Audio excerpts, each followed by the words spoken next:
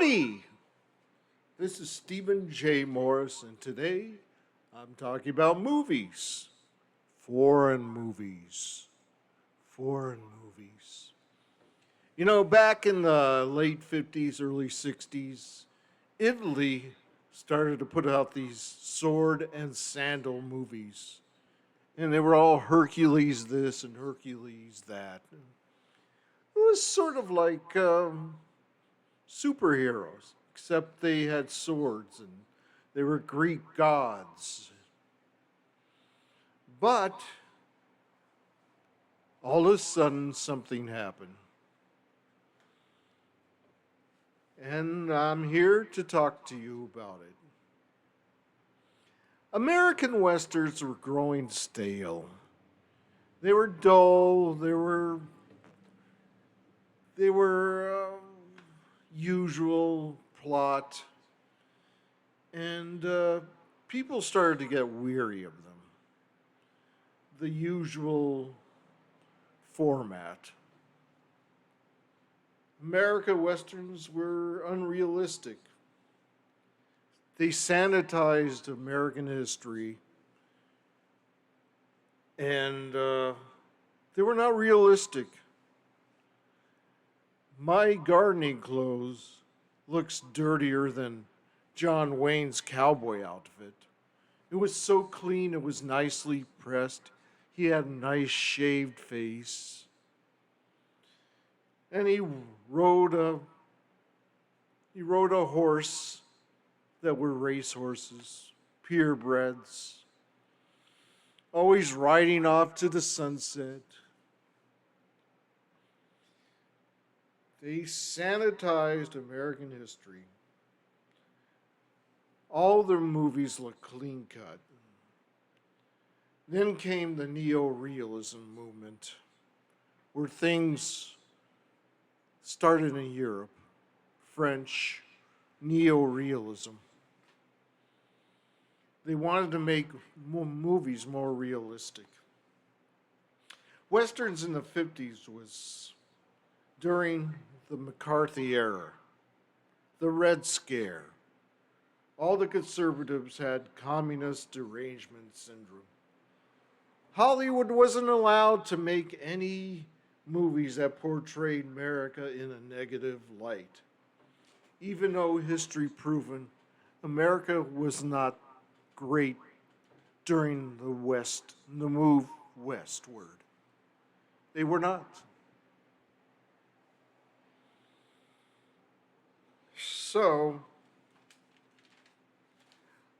I first saw the Western, Italian Western. It was in Hollywood. Uh, I was introduced to this genre by Clint Eastwood in 1967.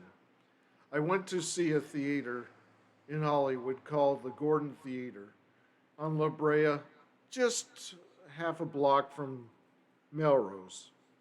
I never seen a Western like this. When they shot a gun, you saw their target right in front of the gun. American Westerns weren't allowed to show people getting shot by a gun. Just watch one. Watch any John Wayne movie. You see him shoot a gun, but you don't see anybody in front of it, in front of the gun. The Italian Westerns showed the victim. I never seen a movie like this. It was directed by Sergio Leone. Sergio Leone. He started out making sword and sandal movies. He even made a movie called The Bible. Who did the music, the soundtrack, was Ennio Morricone, soon to be the 20th century great composer. Now, the term spaghetti western was a derogatory term. It was a put down by movie critics. However, the partnership of Sergio Leone and Ennio Morricone, the music composer, the music composer, was made a small budget movie an epic. That's why most of his movies had a great soundtrack.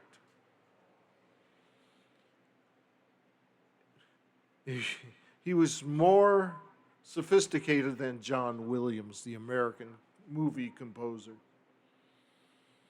So, Clint Eastwood, he came from a TV show called Rawhide. He was more of a clean-cut hero that wore white. He was a nice guy in this TV show. But when he got to Italy, the man with no name, which he was named in these Sergio Leone trilogies, he was a dark, mean, stoic character, which made him more interesting. So, most of these westerns, Italian westerns, were made in the country of Spain. The landscape has a similarity to New Mexico, Arizona, Southern California deserts, Texas. There was a lot of movies with the name Texas in it in spaghetti westerns, but it was all filmed in Spain. Let's see what else I got here. The actors, the extras, and the actors were mostly Italians, and the banditos were Spaniards. They play the Mexicans. The blacks were from Africa, from African countries. And the white cowboys were Germans, German actors. None of them spoke English. So they had to overdub their voices in English. It was just like those West karate movies in the 70s, where they had to overdubbed voices. It was kind of comical. But most of the lead actors in spaghetti westerns were American actors. So their voice was the only thing that really mattered. What makes Italian westerns different? They're honest. They're honest about American history. The American West, like I said before, was not a fairy tale place. It was full of diseases, crime, rape, diseases, saddle tramps, where these guys just rode around, not really going to anywhere, to get extra money. So they embarked in all these crimes. The whorehouses were across the street from the churches. You could go to a whorehouse, get laid, go across the street, and go to a Catholic church and ask for forgiveness. So it was all about convenience. But speaking of Catholicism, most of these spaghetti westerns had a tinge of Catholicism in there. Since they were Italians, they had no idea about Protestant churches. So they said, well, let's stick to what we know. So that was one problem. Besides the bad overdubbing, that was one problem with the spaghetti western.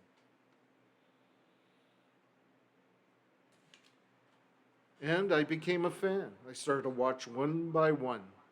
I came about a spaghetti western one time. I was 10 years old, And I thought there was a Ringo Who Comes to Town. There was a few dozen movies with the name Ringo in it. I thought it was Ringo of the Beatles. And that was my first exposure to spaghetti westerns. So then I started to get into foreign movies and I went to other genres. But people hate foreign movies. They don't like to read the subtitles. I don't mind. I'd rather have a movie in its authentic language than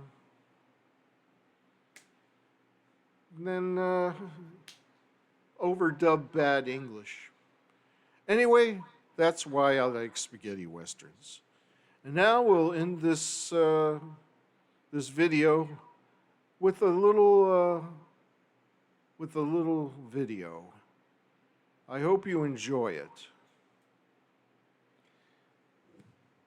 Nobody can deny the impact of the spaghetti western, which managed to breathe new life into the western genre as a whole, and influence countless filmmakers for years to come. But what are the best spaghetti westerns ever made? Well, let's find out by counting down the top 10 best spaghetti western movies of all time, based on their current IMDb scores. At number 10 we have Django, a 1966 spaghetti western from Sergio Corbucci, starring Franco Nero, who might well seem familiar to you. The reason being is that despite his relatively low ranking on this list, Django has made a huge impact on cinema, spawning more than 30 unofficial sequels, a spiritual reboot, and even a modern-day TV adaptation. What's even more surprising is that the film is a pretty basic one. It follows a Union soldier turned drifter who gets mixed up in a bitter feud between two rival gangs, much like a fistful of dollars. However, what really sets this film apart is its gritty, over-the-top action, earning it a reputation as one of the most violent films ever made. And so when you combine that with the understated performance of Franco Nero and its instantly iconic soundtrack, it's not hard to see how Django has cemented itself as a cult classic. It was so ahead of its time that it's still actively influencing cinema even now. At number 9 we have Companeros, a 1970s buddy comedy directed again by Sergio Corbucci and also starring Franco Nero. Now obviously after the success of Django, it's no surprise that the talent behind it would be keen to team up for another movie 3 years later in the hope of replicating that same success. In fact, in many ways the movie ended up being a celebration of the genre as a whole, starring a who's who of spaghetti western legends and a score written by Ennio Morricone. Yet despite this, the film never quite received the same level of recognition as other movies on this list, probably due in part to its zany, light-hearted tone, in a story that centers around a Swedish arms dealer and a Mexican peon who team up to rescue a rebel leader with plenty of laughs and action along the way. So all in all, a real hidden gem as far as spaghetti westerns go, and certainly worth a watch for anybody who's already well versed in the genre. At number 8 we have My Name is Nobody, a 1973 spaghetti western comedy, unique in the fact that a lot of the movie was actually shot on location in the United States, despite it being internationally produced between Italy, France and Germany. And another strange thing about the film is the matter of who directed it, with Tonino Valeri receiving the official credit, despite the fact that Sergio Leone actually stepped in to direct a lot of the scenes, given that the film was originally his idea. And in many ways it shows, given its amazing score, well-directed action, and familiar faces, including Henry Fonda, who plays a famous gunslinger who's looking to retire, until one of his biggest fans, called Nobody, played by Terence Hill, insists that he instead go out in a blaze of glory against a deadly gang. If that sounds strange to you, it's probably because it is, as the movie is a comedy first and foremost. At times it almost feels like a parody of a spaghetti western, but the important thing is that it's genuinely a funny one, with some real moments of genius and more than a few scenes that feel like they're plucked straight from the Dollars trilogy.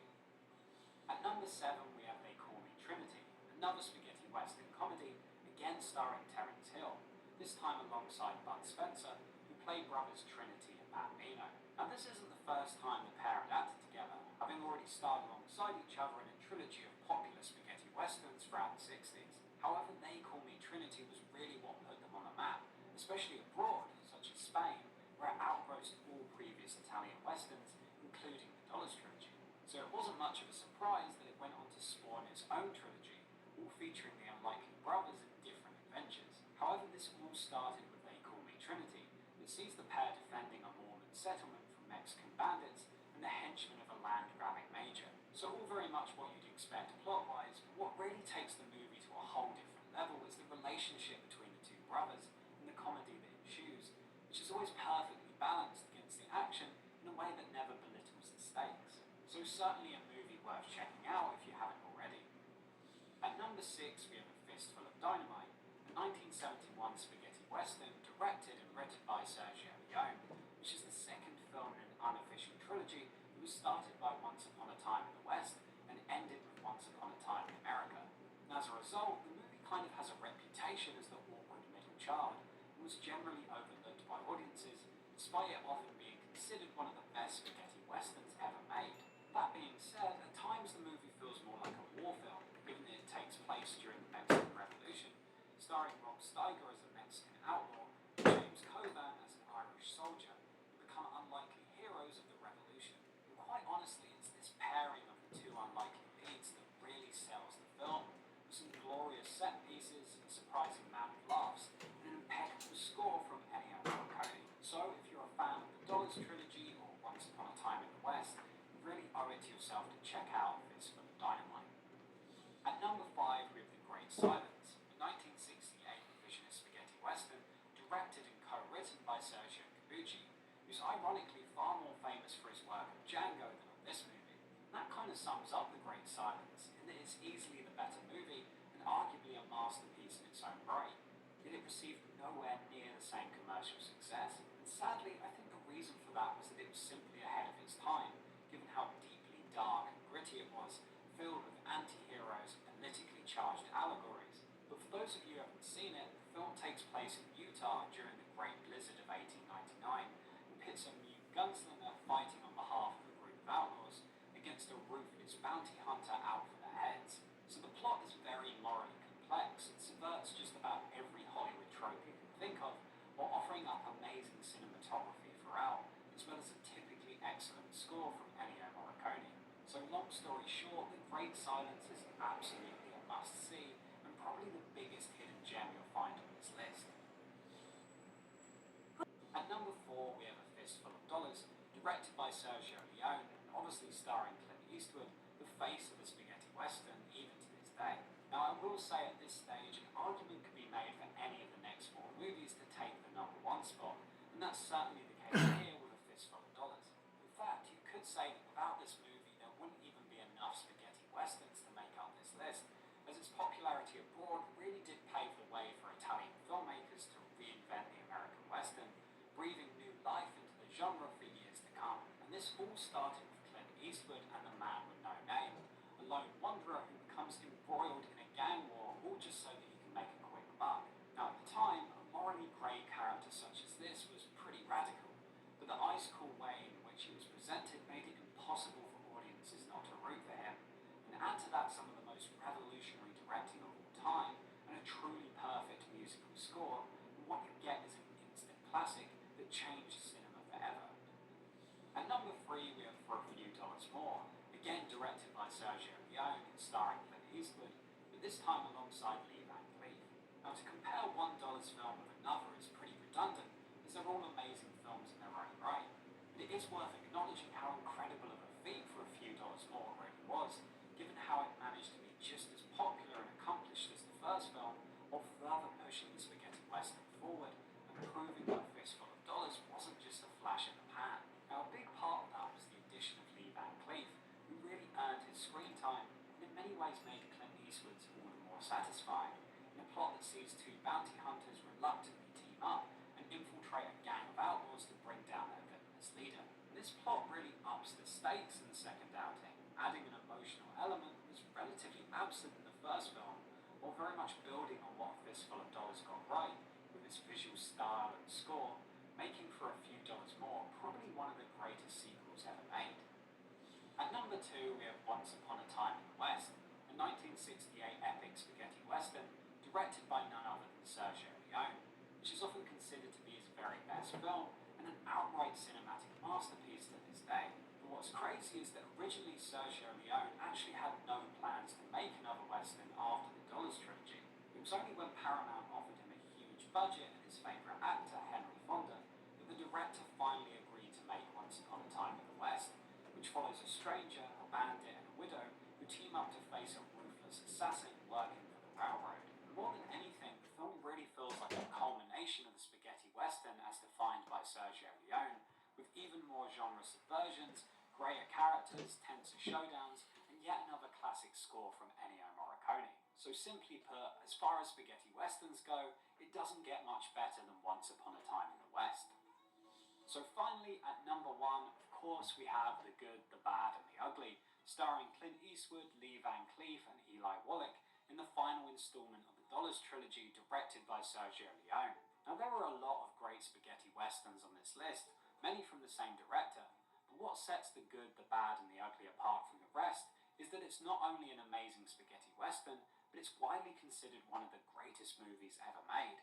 And it's hard to argue otherwise with its compelling plot, breathtaking cinematography, perfect performances, and masterful score, this time following the man with no name in a race with a killer and a bandit to find buried gold, while a civil war rages all around them.